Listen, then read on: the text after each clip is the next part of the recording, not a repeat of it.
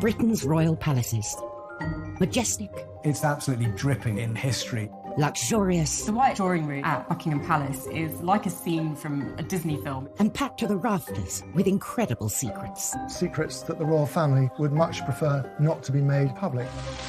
From royal courtships to royal births to royal marriages and scandals, the palaces have played host to all of that. This series goes behind palace walls. The royal palaces represent the monarchy and have incredible history. We'll learn how these iconic creations were built. 16th century kings built with brick in a way that we wouldn't recognise today. This is George IV leaving his mark on the centre of London. Uncover the spectacular palace art housed within. The royal collection is vast, and I mean vast. It has more than 1 million objects spread across all of the royal palaces. Just imagine what has been collected over centuries. This collection is unlike any other collection in the world. Discover their gruesome stories. It's an amazing insight into the royals' history, but also our common history. Frankly, if you're going to cut the head off a king, it's got to be done in a palace. And relive the recent events that shaped the modern royal family. The whole case was an absolute fiasco and a huge embarrassment. The Queen was particularly aggrieved that Harry had done it in the way that he had.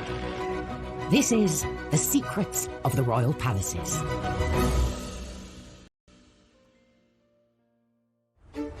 This time, royal security under the spotlight as the Queen gets locked out of her own palace. Nelson's Gate wouldn't open, and the Queen was actually kind of locked out of her own house. One of our most loved royals is revealed to the world at Balmoral. The impact of these pictures was massive. They went around the world.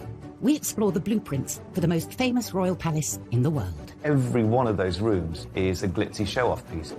And discover it has unwanted house guests. Buckingham Palace has definitely got a rat problem. And we reveal the secrets of one of its historic royal coaches. The coach isn't just a way of getting the Queen from A to B, it's a time capsule of British history across the ages.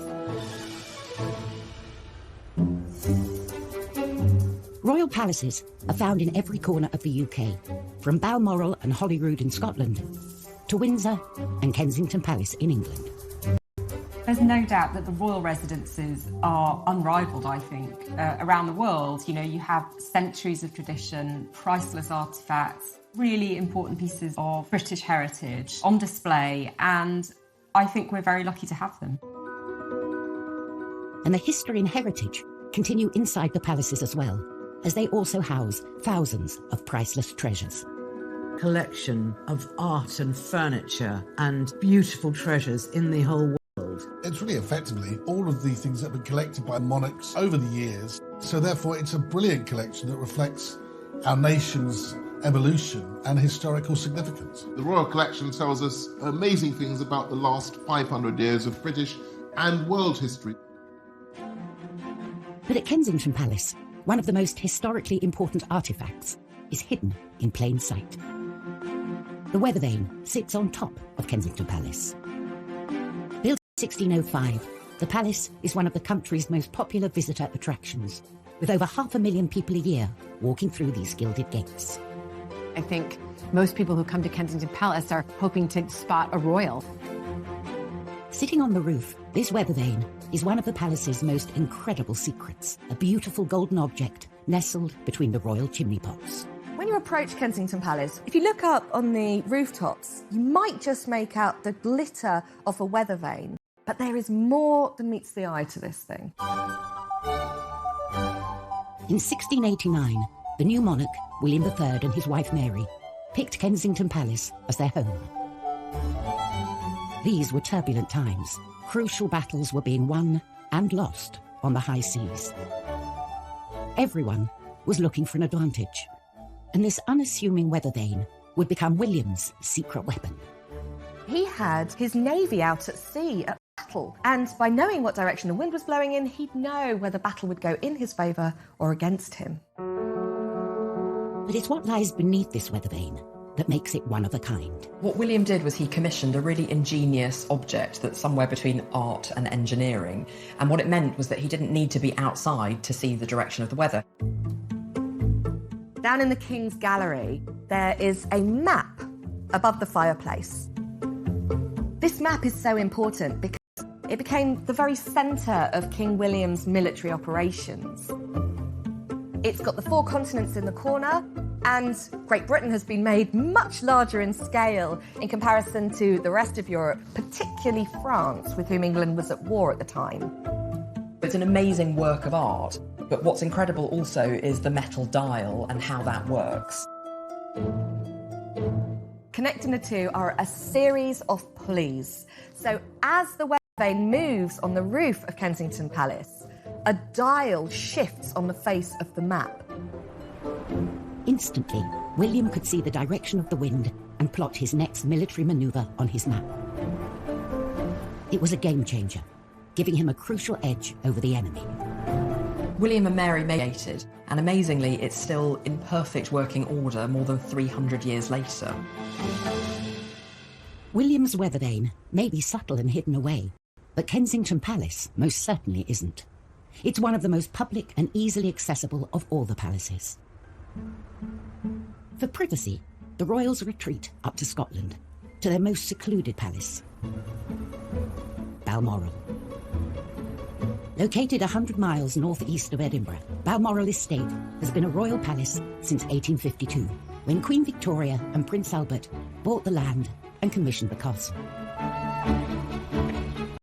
Balmoral is where the royals go on holiday, but it's not like the kind of holiday the rest of us have. They are woken to bagpipes in the morning. They are piped into dinner in the evening. They dress up for dinner in formal clothes. It's quite a rigid life, but between those markers during the day, there is enormous freedom. It's the one palace they can almost guarantee privacy, which is probably why so many royal relationships have blossomed there. The Duke and Duchess of Cambridge spent time there when Kate was first being introduced to the family. But probably the most famous Balmoral romance happened in 1980.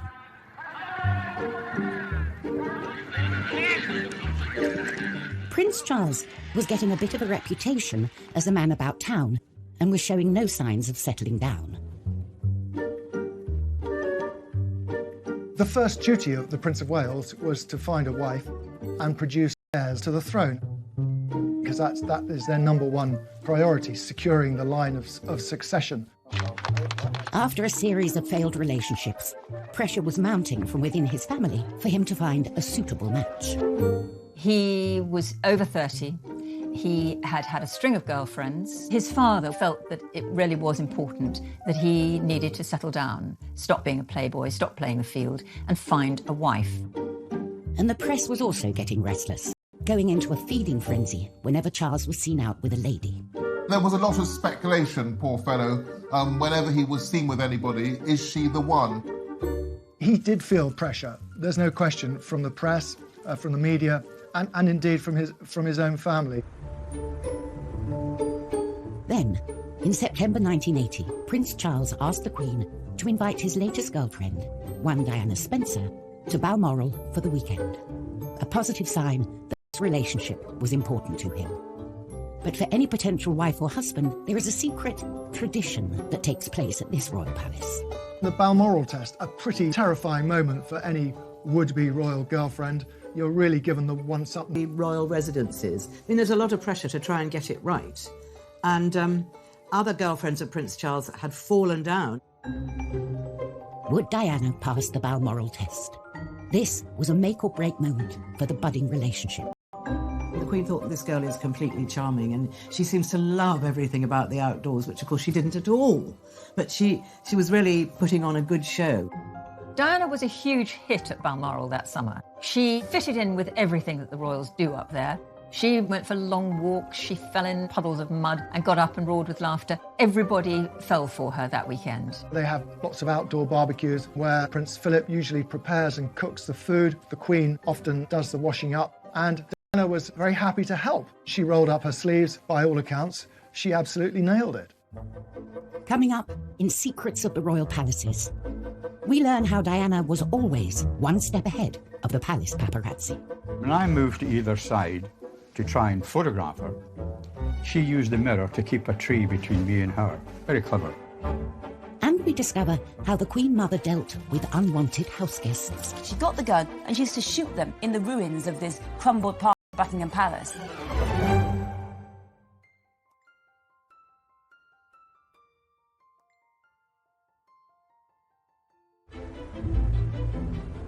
The royal palaces come in all shapes and sizes. Some are opulent and luxurious, while others are more homely and simple. Palaces like Buckingham Palace demand attention, another backdrop for huge affairs of state, while others are just for the family, more secluded and secretive. In September 1980, one palace, Balmoral, was hiding a secret within its 50,000 acres. A secret that, when it got out, was going to change the royal family forever. The royal family have an annual holiday at Balmoral. It is one of the high spots of their year, and they are very private there. The press normally leave them alone for quite a lot of the time at Balmoral. But this year, they were joined by Prince Charles's girlfriend, Diana Spencer. She had already passed the royals' Balmoral test and got the family's blessing. But now, she faced the toughest test of all. How would she deal with the press? The press knew that there was someone around, but they couldn't quite identify which of the glamorous, bright young things who were sort of fluttering around Charles was the latest girlfriend was. So they kind of got away with it for a bit. Photographer Ken Lennox was a regular visitor to Balmoral, taking pictures of the royals on the moors and around the... ...of fishing in the River Dee. As I walked from the car toward the river, I saw that there was a young girl there, blonde, quite close to Prince Charles. The girl saw me and left Prince Charles and went into some giant fir trees. The next thing I saw, a compact mirror coming out from behind the tree. She turned her back to them, and I think she held up a mirror so she could see them, and they saw the mirror glinting. From her very first encounter with the photographers, who would later become a permanent fixture in her life, Diana proved herself savvy. She deliberately didn't want to be photographed. She used that mirror as she walked away. And when I moved to either side to try and photograph her, she used the mirror to keep a tree between me and her. Very clever.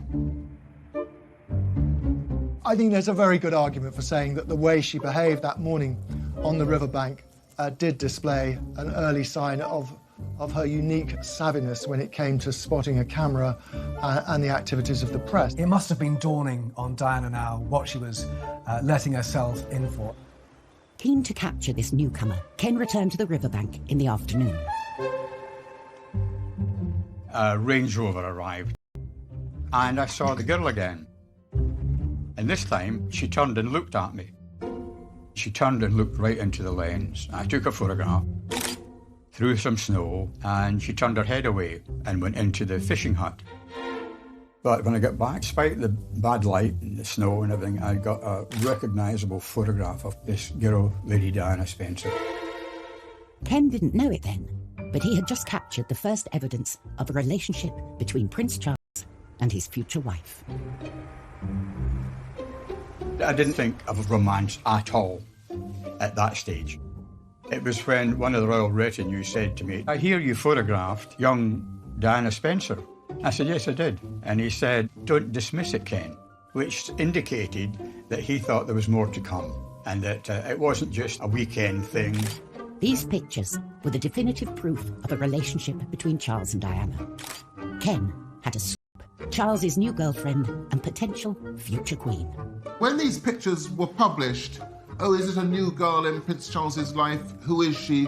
And she's very much in the sort of Balmoral milieu. This aroused lots and lots of interest and lots of speculation, which is great for the press, but more difficult, I think, if you're Diana. The impact of these pictures was massive. They went around the world because at that moment he was the most eligible bachelor in the world, and the fact that this girl, Diana, we now know, was back there so soon after the first spotting obviously was significant. I'm on from September 1980 onwards. For the rest of her life, Diana was on the front pages and she rarely left them. Hidden away in the Highlands of Scotland, Balmoral had proved the perfect palace backdrop for this blossoming relationship. Buckingham Palace, on the other hand, was designed to be seen. It's the most famous and most visited of all the royal palaces.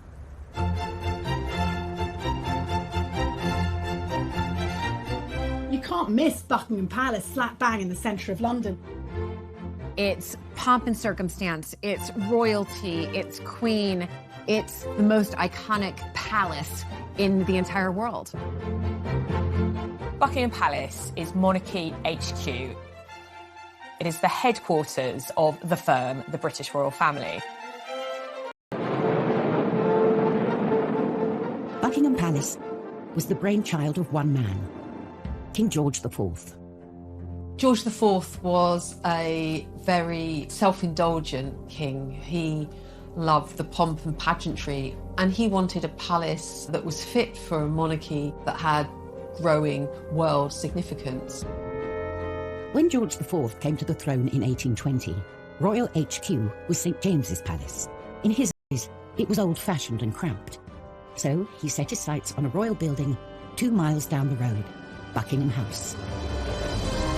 George felt this was a building he could transform into a palace worthy of someone of his status. This was transformative. It was entirely new. He wanted to recast Buckingham House into a building on a European scale. And there was only one architect who could execute George's grand ambitions to build the ultimate palace: John Nash. He'd already built some of the most spectacular buildings Britain had ever seen, including the Theatre Royal Haymarket and Brighton's Royal Pavilion. George IV, the showman, always wanted to show off, and Nash was the man to do it for him. Nash had turned the middle of London into a theatrical promenade. He was ingenious. Nash set about transforming Buckingham House into George's vision of a royal palace, doubling the main block in size and massively enlarging the rest. This is George IV leaving his mark on the centre of London. But only part of Nash's exterior remains today, and it is only seen by a privileged few. Those lucky few invited to a garden party, say, sloping down to lawns and beyond them gardens, a lake. It's a neo-French classical style, and it's now, of course, hidden from public gaze. However, the back of the palace was relatively dull in comparison with George and Nash's plan for the front. The pièce de résistance was Marble Arch. The arch was built in front of the palace as its grand entrance. It's the first building in Britain ever to be entirely built of Carrara marble from Italy. Every time the monarch swept through there, it would be with an imperial grandeur. But unfortunately, George never did get to sweep through the arch. He died in 1830, aged 67, before his grand palace was completed. The first monarch to move in was Queen Victoria in 1837, but she felt the palace wasn't big enough and started a major expansion project. She added an east wing. She basically needed more room for the kids. And the first casualty of her build was George's Marble Arch. This arch was basically in the way. It needed to be moved for her to extend the palace. Marble Arch was painstakingly moved, stone by stone, to its current location at the end of Oxford Street. Marble Arch used to be the entrance to Buckingham Palace. Now it's sort of in a busy roundabout. It must have been something of a heartbreaker of a job to dismantle something and then rebuild it for no purpose. As what? A folly, an eye-catcher? It just sits there. It was a monument that no one really wanted. But for all Buckingham Palace's pomp and grandeur, it's been hiding a secret for centuries. A secret it would very much like to get rid of. Rats. Buckingham Palace has definitely got a rat problem. When Queen Victoria moved to Buckingham Palace as Queen, she was shocked by how many rats there were. The rats treated Buckingham Palace like their own personal playground, and when Victoria moved in, she tried to put a stop to it, and really it ended up being a bit of a battle. It got so bad that Victoria had to appoint her own rat catcher, and this was Jack Black, whose time was VR, rat and mole catcher to Her Majesty. And he really was the rat whisperer. I think that Victoria really hoped that he would exterminate the rats for good, but I'm afraid he didn't. The rats continued to plague Buckingham Palace throughout the reigns of all the monarchs. And in World War II, the Queen Mother used to use the rats as target practice. So she had a gun and she was practicing for target practice. She got the gun and she used to shoot them in the ruins of this crumbled part of Buckingham Palace. So the rats have always been a problem throughout all of Buckingham Palace. As recently as 2019, exterminators were called in because rats were seen tearing through the royal kitchens. I honestly think that the best place to be in London if you're a rat is Buckingham Palace. There's lots of food, there's lots of hidden places, there's lots of holes because it's such an old house. So rats have a good time in Buckingham Palace, and they historically always have. So if you go to a state banquet, you never know, there might be a couple of rats lurking under the floorboards. Still to come on Secrets of the Royal Palaces. Nash and George's grand front gate has gone, but the palace's dazzling staterooms more than compensate. The White Drawing Room is exquisite, and that's so deliberate. It's all about reinforcing the mystery of monarchy. And a royal hellraiser wreaks havoc at St James's. Suddenly his court became one of extravagance, of hedonism, and certainly of women.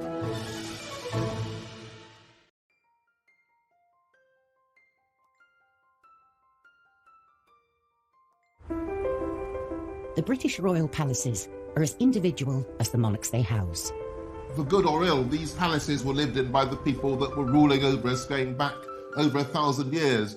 So they're an insight into the history of the country, into the archaeology, into the domestic practices, and it's incredible insight into everybody's history. The palaces can change as often as the monarchs, falling in and out of favour, being bought, sold, demolished, or extended. But some extensions are more famous than others. When you think of Buckingham Palace, you actually think of the balcony. Ask anybody across the world, and the landmark they want to go see the most when they come and visit is the infamous balcony. For over a century, it's been the focal point for our national celebrations. It is the place where the royal family and the people connect. Walking out there and seeing the crowds of people cheering must be overwhelming. This stone platform has become the place where we welcome new monarchs and celebrate royal marriages. On this balcony, some traditions have been shaped by popular demand. Prince George of Kent and Princess Marina became the first royals to wave to the crowds in 1934. And in 1981, Prince Charles and Princess Diana bowed to the crowd's cheers and became the first newlyweds to kiss on the balcony. A tradition that continues today. The balcony we know today was born out of an ambitious plan to overhaul London's ceremonial centre in the early 20th century. Architect Astor Webb not only gave the palace a new front of Portland stone, but also widened the Mall and created Admiralty Arch. I think if George IV had seen Buckingham Palace today, he'd say, that's what I was talking about. It starts with Nelson's Column in Trafalgar Square, and then you come through Admiralty Arch, which is a version of Marble Arch. Then the Great Road of the Mall frames a processional view of Buckingham Palace. And then he guides your eye to the very centre by setting underneath the focal pediment a balcony. And the royal family themselves become the very focus of the end of this long parade of greatness. But when Webb began work, Buckingham Palace didn't have a balcony at all.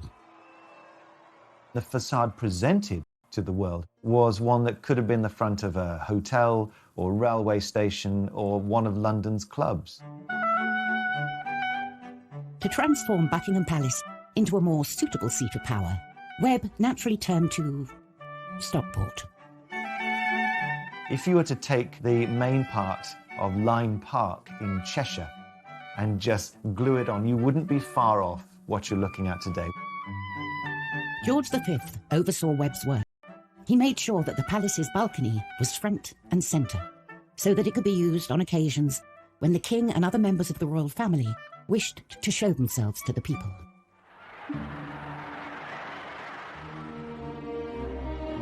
Just months after the building was completed, World War I broke out, and the crowds gathered to seek reassurance from the king. But perhaps the balcony's most defining moment came on VE Day in 1945. They talked of it being draped in crimson and fringed in gold, across the sort of grey slash that is the frontage of Buck Pal. There is this kind of extraordinary flicker of hope and majesty around which everyone could gather and cheer and say hallelujah because the war was over. It gives a focal point, if you like, for national emotion. Millions watch the royal family standing on the palace's balcony, unaware it's a copy of a Stockport Stay Home. But not all monarchs use their palaces to celebrate moments of national pride. Back in the 17th century, one particular hell-raising earl used St. James's Palace to throw bashes. Charles had a group of male friends, which was perhaps the most shocking group of male friends you could possibly imagine, and they were called the Merry Gang. His court became one of extravagance, of hedonism, and certainly women. The head of this lot was John Wilmot, 2nd Earl of Rochester, who we know now through what are the rudest poems in the canon of English literature you will ever find. I mean, there aren't many about trees and flowers, frankly. That everyone is about a penis, really, that kind of thing. But actually, Rochester did go too far. And what he did was he wrote this poem called A Satire on Charles II, and it was savage. It savaged the king, it savaged the court, and it was so disdainful. And this is the worst line for me. Rochester said of the king, "Restless he rolls about, from whore to whore, a merry monarch, scandalous and poor." So Rochester really was never again the king's friend. This poem marks the final break. That was the end of Rochester as being part of the king's court, until his death, finally, fittingly, of syphilis in 1680.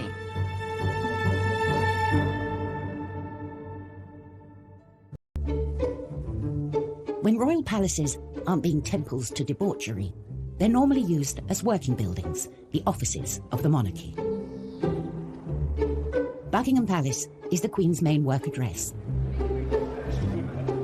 It's here she spends most of her weekdays, carrying out the duties of state. But most Thursdays, she gets to get away from the office and travel up to Windsor, the palace she thinks of as home. Windsor Castle is the Queen's favourite of all of the royal residences. It is the one place that she considers home. Windsor is the one that means the most to her. It's a journey that's made most weeks and should run like clockwork. It's all about communication. When Her Majesty leaves Buckingham Palace, they will choose a route and through an encrypted system will inform Windsor Castle that Her Majesty is on way and that the ETA is roughly half an hour or whatever. But on the 5th of March, the Queen turned up at one of the palace's many side entrances, ready to start her weekend, only to find the gates of the castle firmly shut. The convoy arrived at Nelson's Gate in Windsor. It wouldn't open. The Queen was actually kind of locked out of her own house. Normally with royalty, it's rather like the door at number 10. It opens as you arrive. Similarly with royalty arriving at a palace, the gates open and then the gates shut after she's gone in. But just didn't seem to happen this particular day, which is astonishing, really. That door. The Queen, who values punctuality, can be seen looking very fed up in the back of her car with one of her dogs for company. Passers-by were taking pictures and kind of laughing because there was the Queen kind of sat there like a sitting duck. It was all rather embarrassing. Unfortunately, the gates of the castle remained shut, even after a little gentle persuasion from one of her protection officers. One of the bodyguards got out, a female bodyguard. I think there was an attempt to kick at the gate. Didn't work. Bit of knocking. With the gates not budging, they had no choice but to try something else. When the Queen is in a motorcade, you have to keep moving. You never ever want to stop. That's why they sail through red lights and they've got police outriders, because the moment the car with the principal stops, they're a sitting target. The protocol is always to keep moving. I would imagine temperatures went up somewhat, but you are trained to look at plan B and plan C if necessary. The cops had to do a U-turn. The cars had to do like a kind of circuit of Windsor while they alerted staff to get the gate open. Thankfully, after a quick trip around the block, her security team managed to contact the castle and inform them they had a rather annoyed monarch waiting to get into her own house. Whether they were embarrassed, I don't know. Whether they were angry, possibly. The Queen always says, famously, get it right. I don't imagine the Queen would have personally given them a rocket, but perhaps the message come down that one was not amused.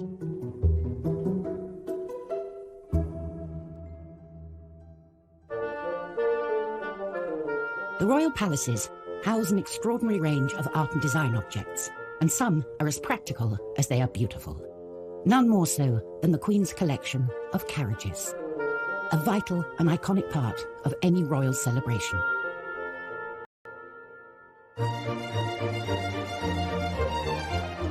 The weddings or the opening of Parliament. The royals have to use these carriages because it's tradition. It's what we all remember. It's what we see in the history books. It's what we envision.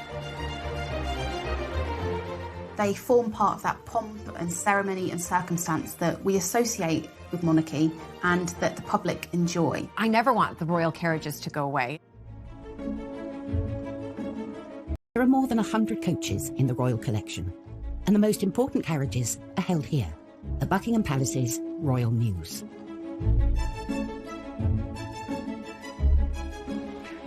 The newest coach on the Mews is the Diamond Jubilee State Coach, which made its first appearance in 2014 as the Queen set out from her palace for the state opening of Parliament. The Jubilee coach looks really like a kind of classic fairy tale coach. Black and gold. It's got all the symbols of monarchy. It's more than 5 metres long, it's 3 metres high, and it needs 6 horses to get it going.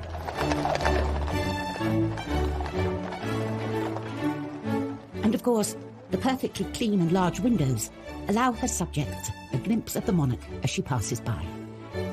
We can see them much better. If they were in a car, it's faster. There's not as many sort of open windows. So the carriages, you can definitely get a better peek in. And due to a secret 360-degree camera hidden in the golden crown on the top of the coach, the Queen gets to peek out at her subjects as they peek in. Coming up on Secrets of the Royal Palaces, we reveal the secrets hidden inside the Queen's most luxurious carriage. You can see immediately that something special is going on. And in our final tour of Buckingham Palace, we take you into the heart of the incredible staterooms, dripping with gold, and a hidden passageway. The White Drawing Room at Buckingham Palace is like a scene from a Disney film in many ways.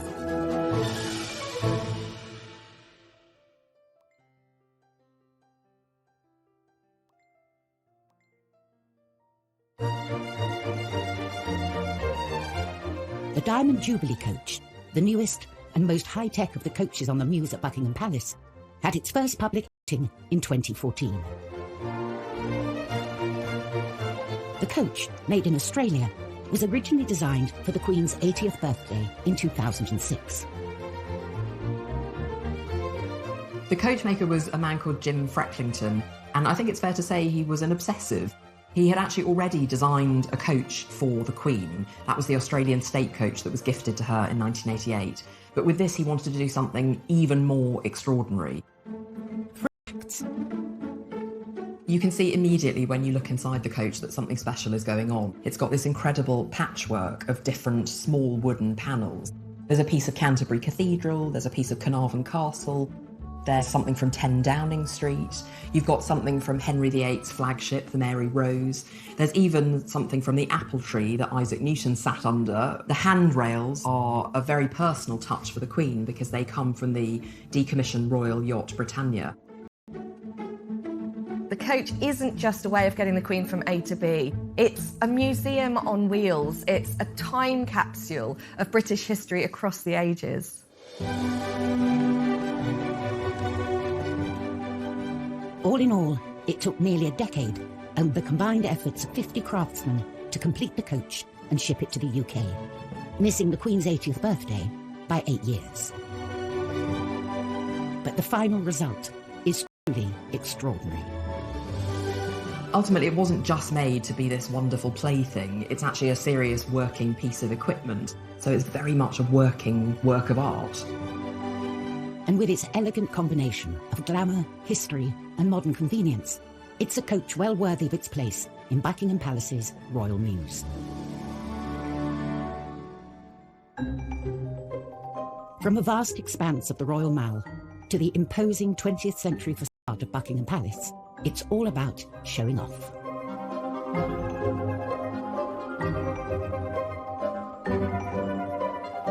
When you walk in, it's a little bit like the TARDIS. You get past the kind of dull grey exterior and in you go, and all is opulence. And this wonderful sense of being transported into another world. George IV and his architect John Nash transformed what was Buckingham House into this most famous of royal palaces. Guests enter the Grand Hall and make their way through to the Grand Staircase. The Grand Staircase is a double-legged staircase that sweeps up to the first floor apartments. At the top of the staircase is an engraved glass ceiling. If you look up to this glass ceiling, it's almost like God is shining down on you. And of course, lest we forget, and I'm sure George IV never forgot, royalty, especially then, was regarded as God's appointed messenger on earth, the divine right of kings. After the staircase, visitors arrive at a series of state rooms. The sequence of rooms by design in a royal palace are intended to get grander and grander as you get closer and closer to the heart of the monarchy. The state rooms contain many great treasures from the royal collection, including the greatest painting and sculptures through the ages, and some of the best English and French furniture in the world. Every one of those rooms is a glitzy show-off piece. The grandest of all the state rooms is the White Drawing Room. The White Drawing Room is exquisite, and that's so deliberate. It's all about reinforcing the mystery of monarchy. The grandest of the staterooms, adorned with French and English, finest porcelain and furniture. The White Drawing Room at Buckingham Palace is like a scene from a Disney film in many ways. You have these incredible high ceilings, everything decorated in gold piano, enormous chandeliers. You know, it's what you'd imagine the Queen's Palace to look like. This room holds a palace secret. If you look very carefully, there are two mirrors, and one of them is just a chink ajar. And if you ask very nicely, someone might show you that it actually opens slightly, and that is the way that the Queen accesses her private apartments. The Queen enters from her royal closet, and out she pops, there to be presented among the chosen few. So really, Nash did us proud, or rather, did her proud. With no expense spared, Buckingham Palace has been wowing kings, queens, presidents, and the public for hundreds of years. It's the quintessential palace in the heart of London.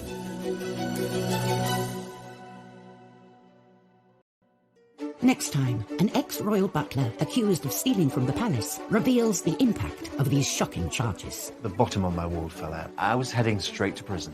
We uncover the secrets of Balmoral, a favourite getaway for generations of royals. This was their patch, where they could do things how they liked. And tensions rise at the palace as President Trump breaks the rules. Trump knew he needed to be on the very best behavior.